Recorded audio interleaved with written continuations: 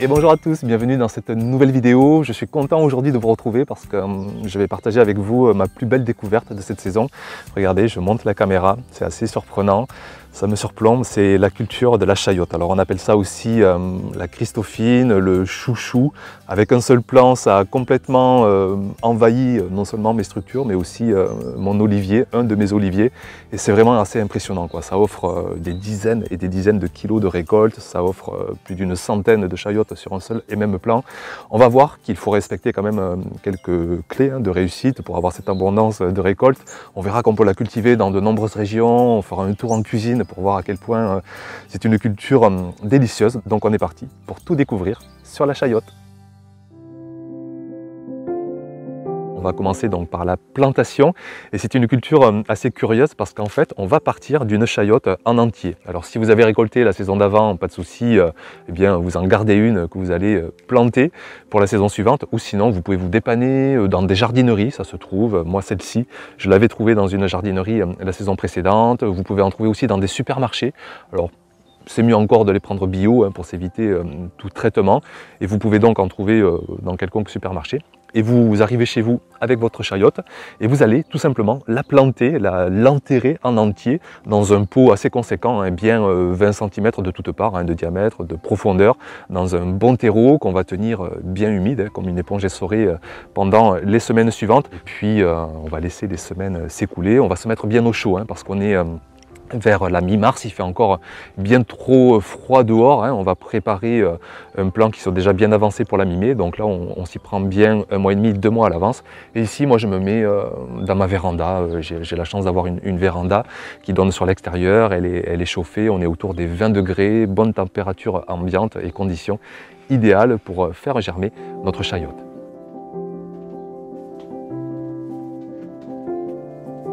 On se retrouve maintenant 5-6 semaines plus tard, on est début mai environ, et j'ai transvasé mon plan de chayote dans la serre parce que la lumière là est vraiment optimale. Alors c'est vrai qu'il fait un peu moins chaud la nuit, puisque je chauffe beaucoup moins la serre que la maison. Je suis juste en hors-gel, j'ai un chauffage qui se déclenche si les températures sont négatives, mais vous voyez que le plan s'emporte très bien, avec des bonnes conditions lumineuses, une température quand même assez agréable sur une moyenne de 24 heures, et on voit les premières lianes qui se sont bien développées.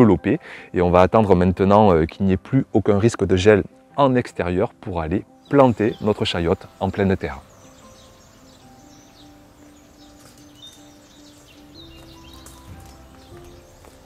On est donc maintenant à mi-mai, les risques de gel, ça y est, sont terminés, la pleine saison est partie.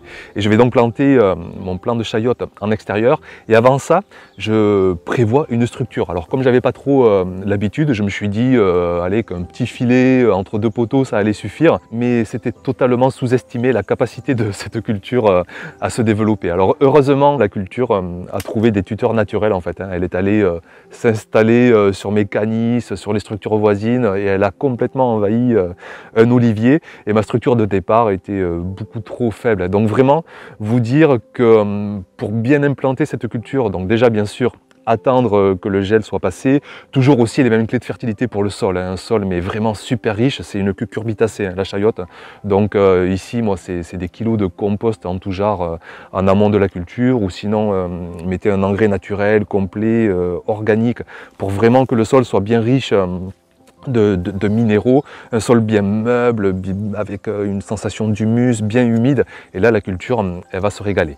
Et donc pour revenir à la structure, prévoyez quelque chose de vraiment solide, des piquets, plusieurs mètres carrés, parce que vraiment, elle va vous envahir le potager sur bien 10, 15, 20 mètres carrés de surface.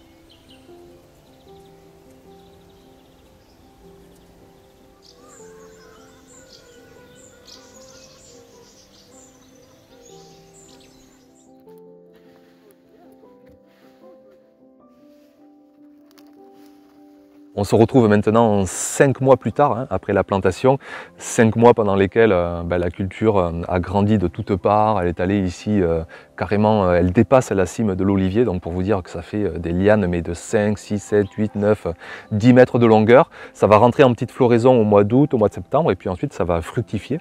Et les chayotes vont vraiment se développer au mois de septembre, au mois d'octobre. Moi j'en ai encore en ce moment qui sont petites, qui sont en train de se développer. Et puis on ne va pas trop attendre, hein, parce qu'une grosse gelée, ça va vraiment abîmer la culture. Donc on va toutes les récolter. Les quantités peuvent vraiment être folles, hein, je vous répète, mais ici c'est plus d'une centaine de fruits, c'est plusieurs dizaines et dizaines de kilos de récolte, hein, sachant qu'une chayote fait en moyenne 200, 300, 400 grammes pour les plus belles, hein, donc je vous laisse faire le calcul, c'est vraiment conséquent. Et ensuite on va essayer de les conserver au mieux, parce qu'une bonne conservation, et on peut garder ces chayotes pendant plusieurs semaines et même pendant plusieurs mois.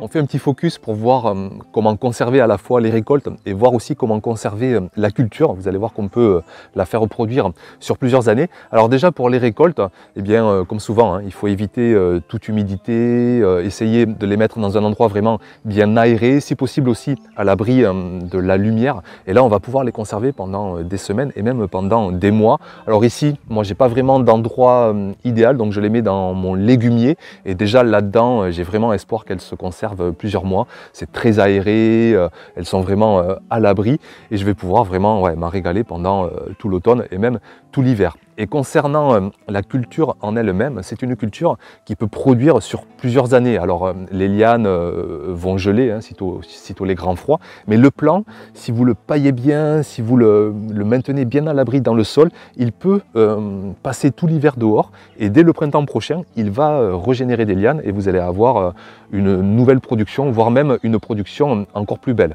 Alors après, si vous êtes dans des régions froides, à hiver rigoureux, eh bien, vous pouvez quand même essayer de bien pailler, bien abriter le pied et il va résister à des petits gels jusqu'à -3, -4, -5 degrés. Ou sinon, vous pouvez anticiper et faire votre culture donc dans un pot. Vous choisissez vraiment un grand pot, hein, de bien 50, allez, 40 cm de diamètre, de profondeur. Vous installez votre plant de chayotte à l'intérieur et comme ça, une fois que la culture est finie, que les lianes ont dépéri, vous coupez tout ça, vous rentrez le pot en intérieur, dans votre véranda, dans votre maison, et au printemps prochain, vous pourrez le ressortir en extérieur pour une nouvelle saison de culture.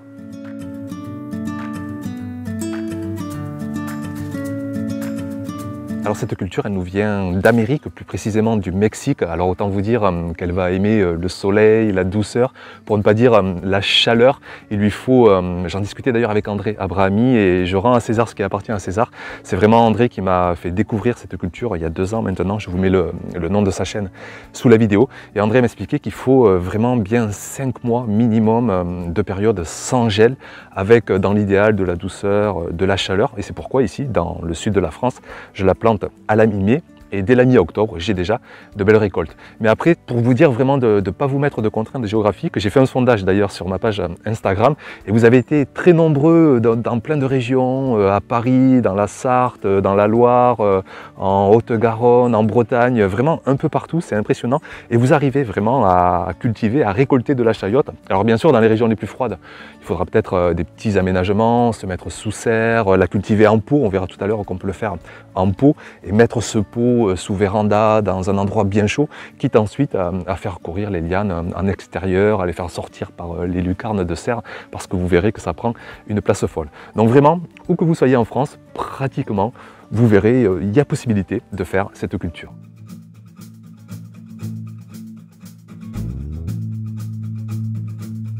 Je suis sûr que vous êtes très nombreux à ne jamais avoir goûté cette culture, cette chayotte.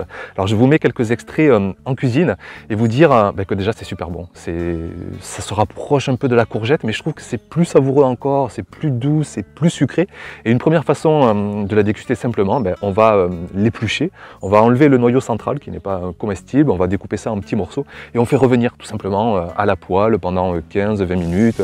On fait revenir ça, on mélange souvent dans l'huile et déjà là, on se régale, vraiment super surprise, très goûteux, très appréciable, très fin. Deuxième façon, et là on va atteindre un niveau de régalade assez conséquent, c'est un plat qui est très connu, reconnu dans les Antilles, c'est le gratin de chayotte. On va rajouter quelques petites bêtises, des lardons, du fromage, de l'ail, de l'oignon, de la crème, et je peux vous dire que voilà quoi, ça pousse vraiment encore plus à faire cette culture au potager.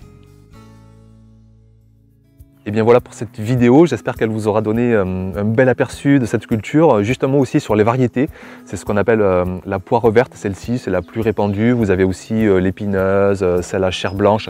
Toutes les variétés se ressemblent quand même, hein, niveau goût, niveau timing de culture. Donc j'insiste pas trop sur ce point, mais sachez qu'il y a d'autres variétés que la poire verte. Je vous remercie pour la vidéo, je vous présente encore une dernière fois mon bouquin qui vient de sortir, hein, qui présente les 10 clés d'abondance au potager. Vous n'y trouverez pas d'ailleurs la chayotte, parce que j'avais pas encore assez de recul suffisant pour la traiter dans ce livre. Mais par contre, tout le reste y est sur tous les détails du potager. Merci pour votre attention, de partager cette passion. Et puis on se retrouve très vite bien sûr pour une prochaine vidéo. À bientôt, ciao!